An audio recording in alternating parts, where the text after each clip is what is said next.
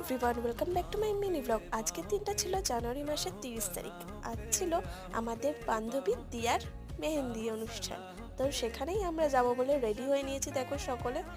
এখন বিকেলবেলা আমাদের যাওয়ার কথা ছিল দুপুর, বাট আমরা দুপুরবেলা যাইনি, আমরা বিকেলবেলায় যাচ্ছি। আর আজ থেকেই শুরু হয়ে গেছিলো আমাদের বিয়েবাড়ির স্বাদ। তো চলে এসেছি আমরা বিয়েবাড়ির মধ্যে, বা ঢুকবো। দেখো বিয়েবাড়ির প্যান্ডেলও রেডি হয়ে গেছে। আর এই যে এটা হচ্ছে আমাদের বিয়ের কোণে। বিয়ে তো হয়েই গেছে অনেকদিন আগে, যদিও ব্লগ দিতে লেট করছি আর কি। তো দেখো, এই ছিল আজকে ওর মেহেন্দি অনুষ্ঠানের লুক।